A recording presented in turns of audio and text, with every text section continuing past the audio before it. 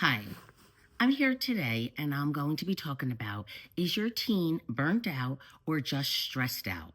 How to tell the difference. Your teen used to care about school.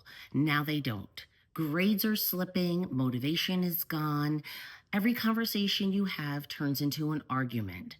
You're left wondering, are they lazy or is something going on? So many parents I talk to, especially this time of year, confuse burnt out with being lazy. That is why I want to dive into this topic. I want to talk about what the difference is and how, as a parent, you can tell the difference between laziness and true burnout. Today, we're talking about how the differences are school related. Also, they can be with athletics and sport related. Today, we're going to dive deeper into academic stress and true burnout, what your teen actually needs from you. As I said, as a parent coach, one of the biggest misunderstandings I see is labeling burnout as laziness. Burnout isn't about not caring. It's about caring too much for too long without enough support or recovery. Sometimes this happens in a sport as well. For example, wrestling. And that's something I relate to because I watch my sons. When they're having multiple matches in a week and they're making weight and getting down onto weight, sometimes they might feel burnt out mentally by cutting the weight and getting on.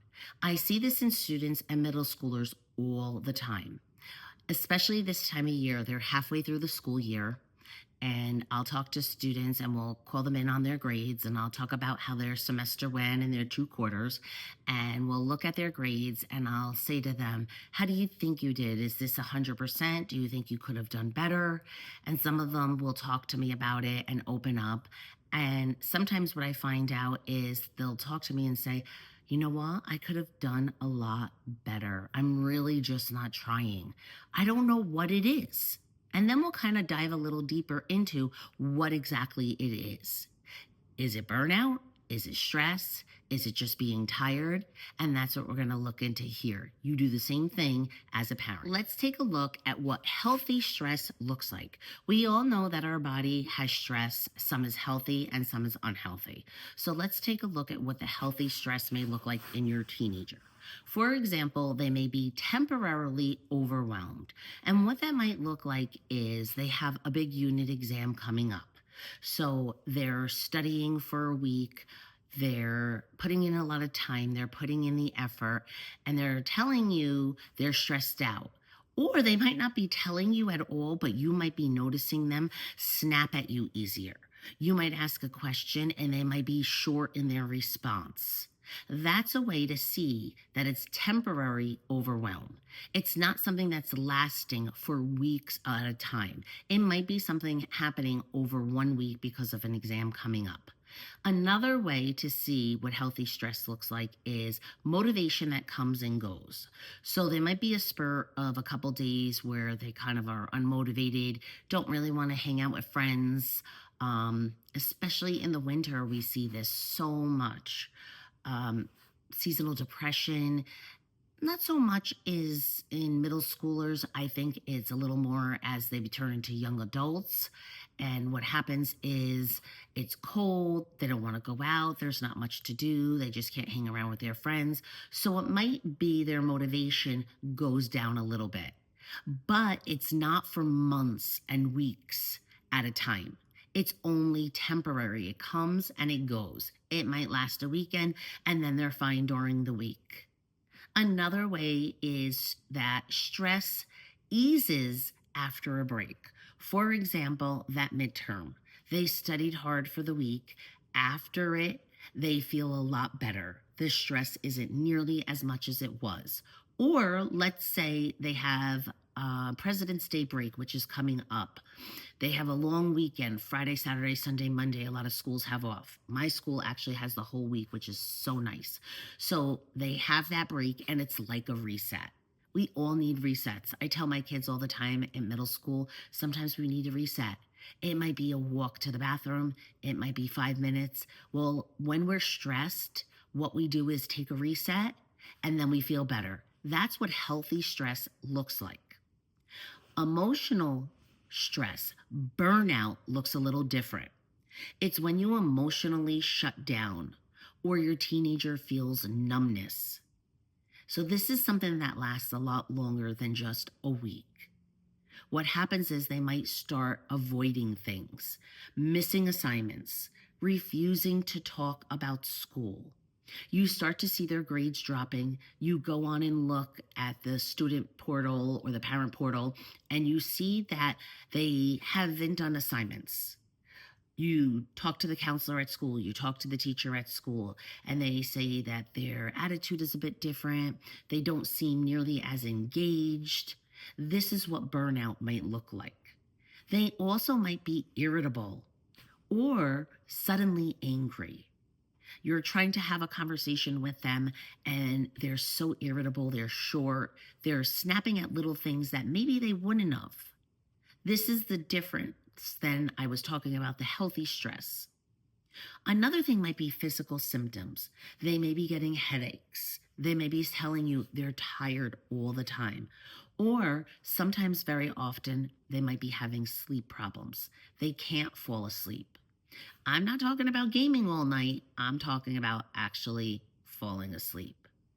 These are some differences of how you could tell what healthy stress looks like and what burnout looks like. As a parent I worked with one time in this situation, she noticed that her daughter, who used to be an honor roll student, suddenly was avoiding homework, assignments were missing. She was staying up late. Anytime that mom wanted to talk about school or grades, she would instantly shut down, become irritable, tell mom I don't want to talk about it. I was talking to the parent. We talked about the differences and what was going on here, and we really assessed that we felt like this was a true burnout. The parent assumed she was just being lazy and not trying anymore.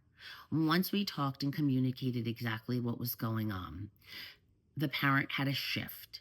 She started to look at her daughter and not look at it as if she was being lazy. She looked at her with true burnout. And what that meant was her nervous system was really being impacted. The nervous system was being impacted because when teens feel overwhelmed, their brain, it shifts into a survival mode. Learning becomes almost impossible. This happens with trauma in kids. This happens many times in the classroom when a teenager just is burnt out and shut down. Sometimes teachers will come to me and they're not sure either. They think the kid is being lazy.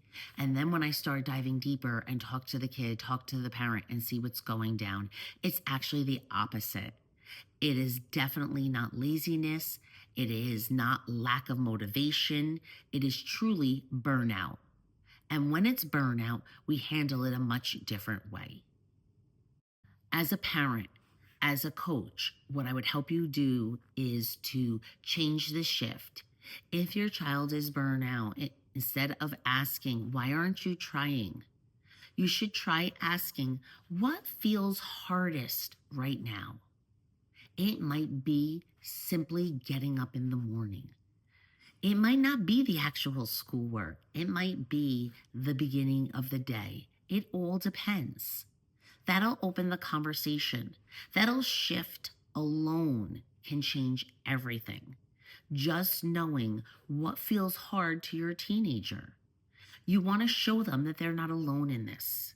You're not thinking that they're lazy. You want them to truly feel heard and explain, you know what, as a parent, we all feel burnt out. Sometimes I don't want to do the dishes after I get home from work. I don't want to prepare dinner and get everything ready. I feel burnt out. And what I need to do sometimes is a reset. And I've learned in the past year how to reset as a parent. That's something that you have to do. I also talk about that in some of my earlier videos if you check them out. Resetting. I also have a digital workbook called Connection Over Correction, which will help you notice your triggers as a parent.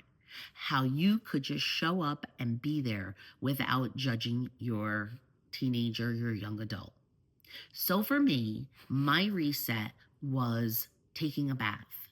So I learned that I would soak take a bath, especially in the winter last year, and I would put on spa music. And for me, it was my reset.